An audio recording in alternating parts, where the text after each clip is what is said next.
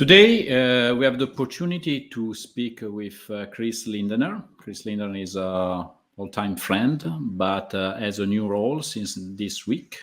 Currently, is the head of Airbus Scale. That is a new entity that has been announced from Airbus just this week. So, Chris, first of all, congratulations are in order. And then I think the immediate question is what it is Airbus Scale. I think the last time we talked, you were the head of Bizlab, Airbus Bizlab. That was the accelerators of Airbus. And now you are the new head of Airbus Scale. What is this Airbus Scale? Well, first of all, many thanks for inviting me for this chat. It's not the first one we're having. And I think you have also seen the evolution of what we've done. So let me give a quick introduction on what is Airbus Scale, right? So last year we took the opportunity to use the time actually to review the innovation initiatives we had been running. It was a good time to do so due to the macroeconomic circumstances. While we had to have incubators, accelerators, different intrapreneurship programs, we also saw that the aerospace industry at the moment is heating up, and there's specific interest on the technologies we have. Now we ask ourselves the questions: what would be if it would be ourselves that can spin off companies that then can get to these large scale investments, and then hiring external people and really making those companies grow. And this is, and it's not surprising here that we're looking very much into the company building concepts. So working now the last actually 18 months, and that's why I'm especially happy that this is now materializing this week with the announcement of Airbus Scale. It is a company builder, right? So what we do there primarily is that Airbus is very R&D heavy. We have a lot of technologies that are meant to go into the products, but if they don't go into the products, they can tackle adjacent or new business opportunities in the market. So that is when we come in. We act on getting the technological assets outside. We would hire an external team, launch it to the market, open up the cap tables, be a good and open it up for external investors.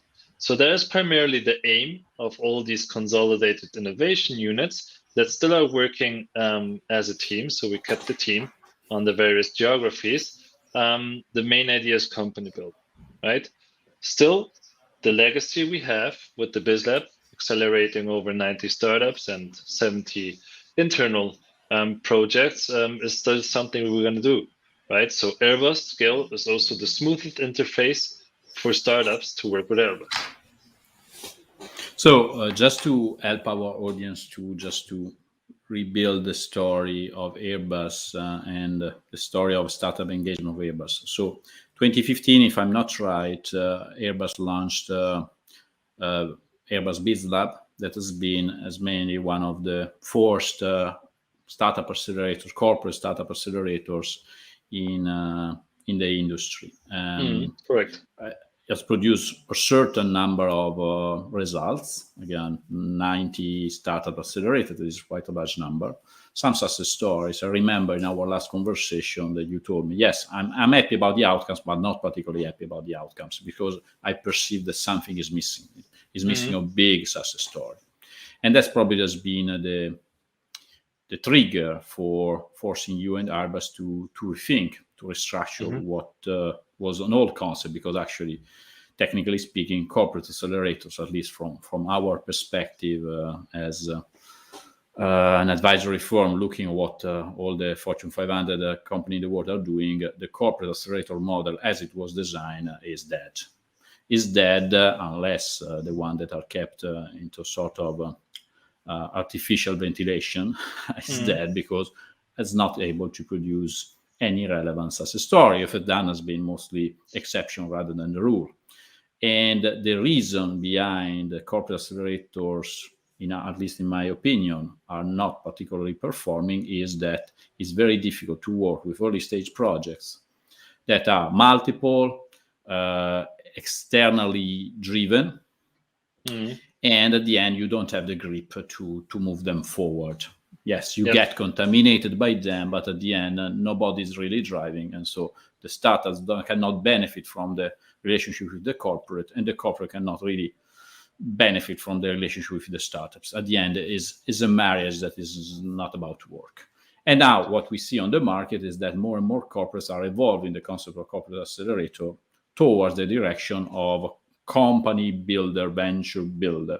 That substantially, again, working in terms of concept, and it's difficult to use the word concept in a world that is changing on a daily and weekly basis, as this is the open innovation arena, is something when you work internally driven on a very few limited number of initiatives. When you have definitely a stronger grip, then the initiative typically may be originated internally. We have some venture builder, corporate builder that are where initiative originated also externally, but still the concept you are taking the lead for the initial phase up to a certain point, and then you can decide to develop internally or put them on the market. That is your plan. So this is the trend that we are seeing on the market. It looks to me pretty consistent with what you guys have done. But I would like to get a better understanding what has been the genesis process that you have run internally, because it's very, very relevant to hear from you. Yeah. So I mean, everything that you mentioned is correct, right? Accelerators evolved, and I think now, I mean, startups they have the power to come into a corporation and add huge value, but this is a minimum requirement, right? Every corporation at this size should be able to work with startups. What we saw in the last years coming from the accelerator is more to be internally ready to really have processes that support and align the speed of the startups. So that's what we were mainly focusing away from the glitter unicorn land of accelerators. So the genesis, I mean, when you launch this concept, I mean, sounds now pretty easy when I say this today, but obviously this was a very long process, because we had to rethink the whole organization on towards company building. If you have an organization that is as huge and as powerful as Airbus is, many of the processes and structures are obviously made to thrive today, and we have a profitable business, core business of today. So what kind of requirements do we need to also thrive tomorrow? So when we talk about company building, first of all, how do you get the IP out of the company? Then how do you have flexible hiring schemes and to get the right people? How do you attract the right people to a corporate company builder and not the big companies? So different skill sets you need. And then also talking about cap tables and minority stakes. This is something pretty new to a big corporation, right? Luckily, a lot of stars aligned last year, I would say, because it was the right time to do so, because we saw that we're developing so many things internally, supporting the long-term strategy on zero emissions, on decarbonizing, that so many technologies are going to be developed now that are all within the field of climate tech, on really making a change, which we're not ultimately going to use in our products, but you can do a profitable business outside. And if you already developed and invested into these concepts, we don't necessarily use them because we see that it means to an end. Why don't we spin them off and make profitable business on the side? So I would say a couple of things aligned, that this concept was then very well perceived by the executive committee of Airbus. As we said, yes, let's do a unit, not necessarily innovation company building was the name, but let's do a unit that thinks beyond our current business models and tackles new business in adjacent markets with the concepts we already have, which we already funded. So a couple of things aligned to make this possible. Yeah, and looking at the other companies, again, looking at this company builder, venture builder concept, at least what we are seeing emerging on the market, because again, very, very novel concept. So there is not longer literature on this, but there are some attempts. And so there are some models when mostly origination might be internal and external, and the goal is creating new businesses. And others are mostly exploiting existing assets, technologies. For example, the wire builder, the venture builder from Telefonica, is exactly designed this way, and actually has a similar model because they are planning to spinning off entities, companies, where Telefonica start with a majority and then might be diluted into a minority as more capital will be needed to develop the initiative. But I think you touch a very, very relevant point that I believe is critical, and that's something that it reminds me of my conversation with Venture 886 that you are familiar with. Yeah, I saw that. They decided to spin off the 886 lab, Daimler, Mercedes-Benz decided to spin off the former innovation lab, accelerator, let's call it whatever we like, into an entity where Daimler just keep the 10% of the builder, not of the new entities. And one of the reasons behind this choice is one that we also touched, the possibility to hire talents, mostly in the software industry most of the time, that will be definitely more difficult to do inside the corporate premises.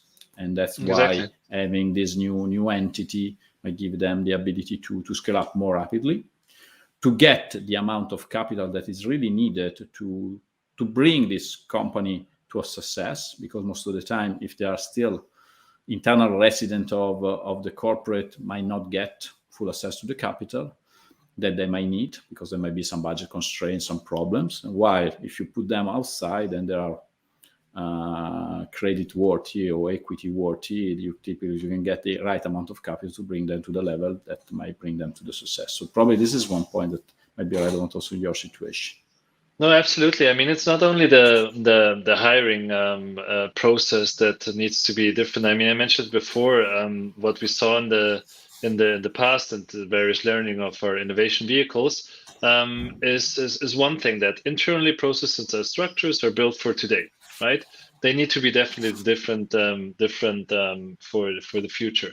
Now, Airbus also has a vast experience on launching entity for the sake of being fast, for the sake of being lean, for the sake of using different processes than the mothership does to test things out, right? I mean, we have other sister entities like A-Cubed in the US, up next in Europe, which actually also use this concept to being fast. Because you have to cut to not only the HR processes, but also the procurement processes, IT, legal, and basically every support function you have, you need to have those shortcuts.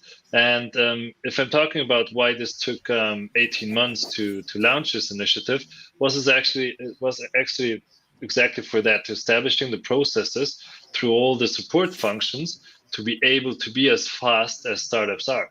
Right, because with Airbus Scale, we're actually competing with the startups that are out there, and they do not have the processes and structures we have, but they also do not have the unfair advantage Airbus has, right? The brand, the reach. Let's talk about certification, all that. That's experience Airbus can leverage. So I would say, like, when we made an analysis on what makes a successful startup, I mean, it's about having the right team, having the right technology, and having the investments from outside. So if you look at the amount of startups that were created by ex-Airbus employees or by Airbus employees, having them in key roles or as a founding team, we see that we certainly have the right people, right? If you look at the technologies being developed, may it be eVTOL or hydrogen, these are certainly technologies we are also seeing internally and being developed internally, right? So we have the second capability as well. And then the third one was missing, the access to further investment, right? And then having the market validation. So actually with Airbus Scale, we're now closing the gap between internal incremental core innovation and having a vehicle like the funds that take minority stakes of startups. So here we go the other way around.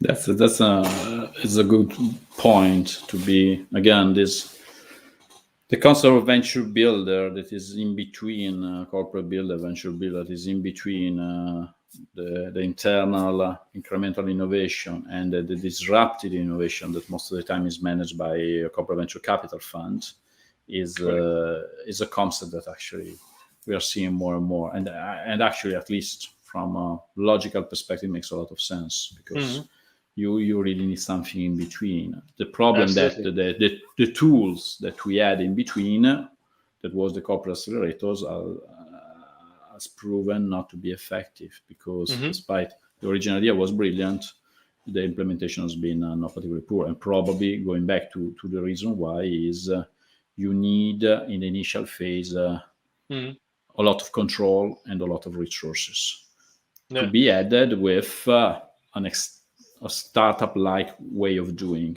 that should be allowed by the corporate. That's why you spent 18 months to shortcutting processes, support activities in a way that you can move fast as the startups are. But for sure, Exactly. the internal leverage. Yes. And talking about, I think one point is that still Airbus is open for business for startups. We call it venture client, you call it startup engagement, but it's still something that will be managed by Airbus Scale, right? Absolutely. I mean, more than ever now, Airbus is open for to working with startups. I mean, not only having all the experience we collected with the Bizlab, but also specific industry expertise on the team, me including, that actually know how big corporates can work with startups, right? Focusing on internal projects. And there's one thing: if we cut out all the operational stuff and all these workshops and then the animation of ecosystems, we can be more effective, right? Because what it's about, the startup wants to do business with Airbus and we want to have a technological or a competitive advantage, right? What sometimes doesn't work are to align the both speeds, right? Startup is fast and the corporate is rather slow. So managing actually this expertise here and that engagement is what we can now do at scale as well, taking more startups in, but not only more, but also the right ones, right? We focus more on the internal needs. Is this really something that A, a startup can solve, or B, is it something we need to build? Or is it C, that the core business does, right? So we're internally more aligned the time we go out there, and we don't waste our time, but we also do not waste the startup time. And we really bring that to shortcut the engagements to then really be effective. I mean, you lose some part of the glitter and demo days, but I mean, let's be honest. Who closed something at a demo day? I think you and me know more than this was a show off. I'd rather have a startup gaining Airbus as a client than doing a pitch on a demo day, right? Yes. Again, it's called innovation theater. I think is. we got a lot of fun at this theater in the past few years. Now I would like to have fun seeing results out of this corporate project. And so any initiative that is definitely more results grounded is something that at least get my sympathy and support as an external observer. Let's go back to the origination process of this new idea. Yeah. You mentioned that you are currently digging into the R&D portfolio of Airbus. Is that the plan? You have also some broader future view. What you're planning to identify the projects to be scaled up internally? Yeah, so given the external circumstances of what we saw the last 18 months probably, we want to be really pragmatic, right? And digging into companies that are very R&D heavy. Airbus is R&D heavy, but so is Siemens and Bosch as well. We develop a lot of things on the way to get to a product. Now, our brilliant engineers always think very product oriented, right? Is this something I can build into one of our products, maybe a satellite or aircraft, helicopter, whatsoever, and does it fit there? Now we take another view and say, hey, this is something we developed for a product, but it also might as well work outside. To give an example, I mean, we develop a lot of technologies for the ISS, for example, and there's no secret that one of the concepts is the machine that basically creates oxygen, right? Mm-hmm. Now, if you look at the current climate debate, um, why not creating oxygens on Earth, right? If you scale that up, you might have something like Climeworks, which is a startup in Switzerland working with Microsoft and getting 200 million euro funding. So these are technologies we're looking into. These are technologies we have to identify on the various Airbus sites globally, because you always find little units working on this, but never thinking about the business model. And when you start looking for these inventions, you will see that you will find a lot. You find something in Sevilla, you find something in Friedrichshafen, you find something in Singapore, because the company is so technologically rich. Now that was an easy starting point, and each, I would say, on a weekly basis, we're discovering 10 to 20 more concepts we could bring to a business, right? Now, while this is the way where we originate from inside, there are certainly some things that we don't have, right? And that's why I'm saying that Airbus Scale is also orchestrating what can be done with a startup, what can be originated from inside to the outside, or then spinning it in again. But what is also something that we need to start from scratch, right? So I'm not talking that much about corporate innovation, how it was done in the old ways, right? The corporates doing things that have nothing to do with their core business, doing platform business or whatsoever. I'm really saying about things that create this ecosystem in which we are moving. We're always going to be an aerospace company. We're not going to do something else. But the way we're heading to, given the challenges of today, we might need a different ecosystem to enable our systems. And these are also things we are thinking of, we're developing on, and if we need it, we can build them, and then also spin in or spin out. So there could also be the possibility that we create something that is of strategic relevance, but given the strategic relevance, it will not be spun out, but spun in again. Mm-hmm. So the outcome of Airbus Scale might be typically a company to be spun out, because again, you do internally or what is the final sort of pre-developed concept that is ready to be funded, and then you go to the market and see if Correct. there is market appetite for funding such an entity. So this is the basic model that you design, but at the same time you can identify something that is so strategic that might be kept inside, and so you scale it up internally, and then you have to do an handover to one of the business units. That's maybe another outcome. The origination typically is coming out from some R&D project or some technology, some assets that has not found a full exploitation inside product and services in the core business, and so you see there is some value to be exploited outside. Yeah, and this is the typical origination, but also you are considering, based on what you said, that at a certain point you can also do a sort of greenfield innovation, meaning that you identify some specific needs when you don't have any competitive budget internally, and you start building from scratch. Or you can go outside and look if there is something to start with.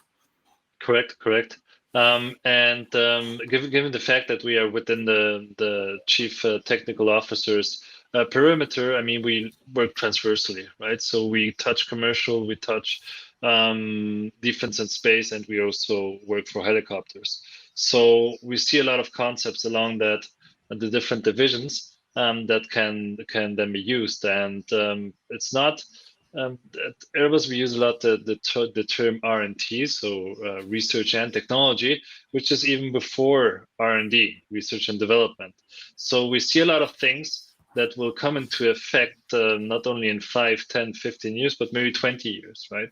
If we look at quantum computing, we have fantastic people inside of the company that take a look at this. And then we think, hey, what else can we develop on top of this? Or is this something we can be quicker outside? Great. I think that's interesting, and I think looks interesting. Going back to your prior Bizlab experience, what has been the two things that you are proud about, and the 2-3 things that you didn't seen fully exploited? So I think the proudest I am of one startup we started working with, which is VRNAM. Virtual reality for the training centers, and the working with the startups so closely and seeing their development. They had a technology we didn't have, virtual reality for training the pilots, and actually this collaboration went to such an extreme point that at the end we bought the company. Right, so we not only bought the technology, but the company, and also the people working in that startups then became colleagues within Airbus. And I think there's no more evidence than this one that this can work. If then the whole company gets bought by a big corporate, so that's especially where I'm proud of. The company is in Ireland, and that's where we also established an Airbus site for it, and that works. Now, what was missing, basically, or what could have been evolved, is I think that focusing too much on activities defocused a little bit on really getting the right startups through the heavy processes of Airbus back then, right? So the commercial value creation for the startups could have been bigger when focusing more on that. Now, this is natural, and this is something that I think every accelerator and corporate needed to learn, to more focus internally on the processes than on the activities. And we did this roundabout when I joined in 2019, and now perfectioned it with getting the right startups on board, and only talking with the right ones. Because one of the reasons why, again, one point that you touch is we were not able to get a full commercial exploitation of the startup we participate into the program. And the reason might also have been that typically corporate accelerators are dealing with early stage startups. Correct. And early stage startups, by definition, are not ready to work with large corporations.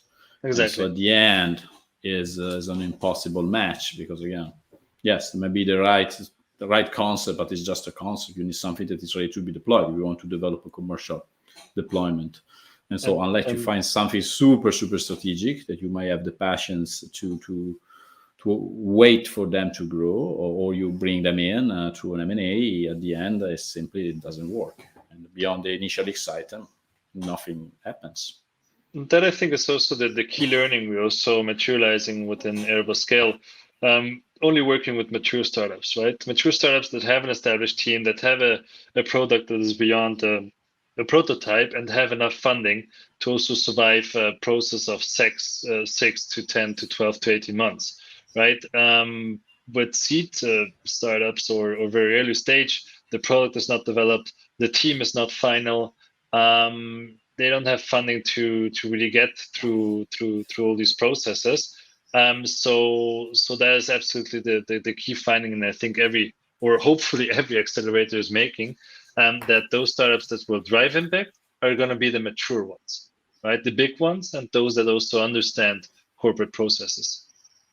Yeah, there are the so-called scale-ups. Then we can argue that we need to work with later stage startups or scale-ups because the process and the time of engagement of large corporation is so long. And so probably if we have a leaner processes for large corporation, the model might work. But in reality, my belief is that yes, having a leaner and a faster, fast track for startup engagement definitely might help. Because also, if you're a mature scale-ups, waiting 18 months to see something to happen is not exactly an ideal proposition. Neither for the scale-ups, nor for the corporate. Because again, we need to factor the time in this world that when we are moving at the hyper velocity or warp speed as a value. And so 18 months is 18 months. And I think it's a technological area. But on the other hand, also, if the process might be super, super lean, if you are not ready to be industrial and commercially deployed, you are a waste of time for the corporate. And at the end, you lose the support of the business unit. That's what I'm seeing. Yeah, and you need to come from both sides, right? The one hand is more mature startups. The other hand is getting your internal processes right. You have to move from both sides. Otherwise, also priorities with business units change, as you said correctly. Yes, exactly.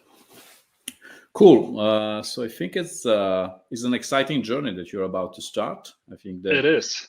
The good news is that you're not starting from scratch, but you're starting leveraging all the experience that you've accrued in your prior role. That I think you have accomplished a certain number of results. Final question, again, inside the Bizlab, inside the units that now are being consolidated into Airbus Scale, there was also the intrapreneurship program.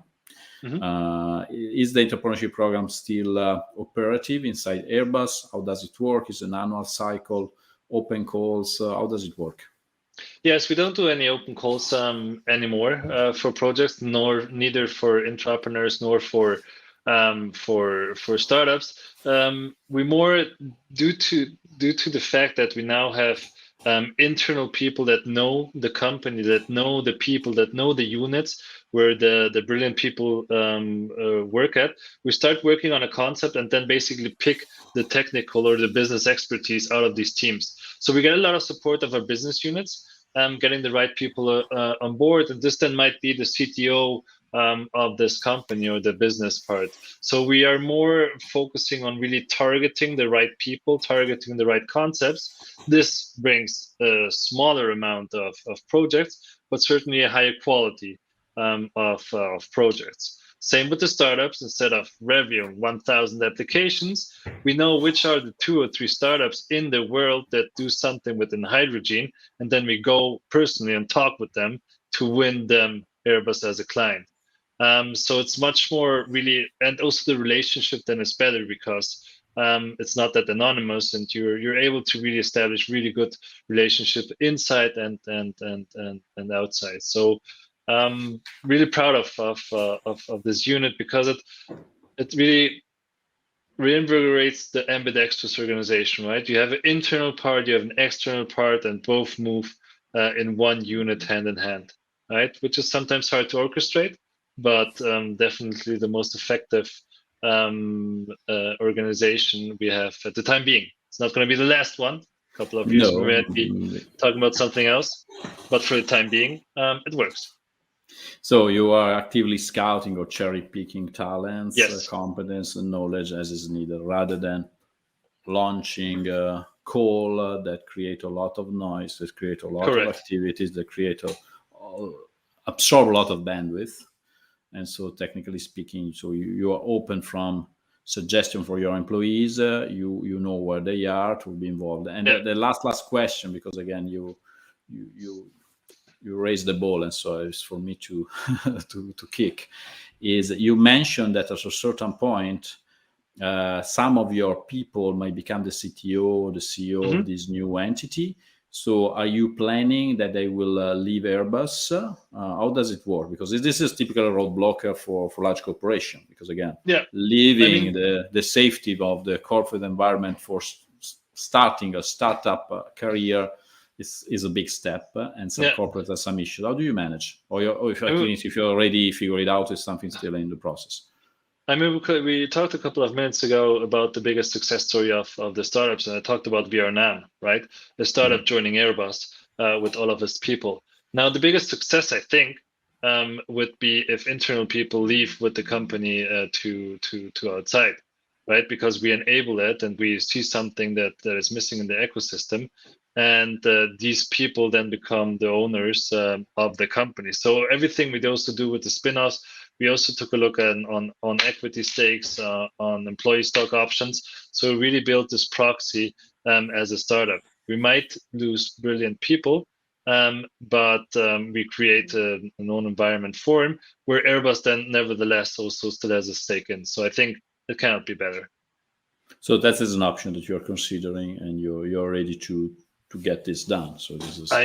I mean, there's definitely an option we need to think of, right? Because the concepts might come internally, people might come internally as well.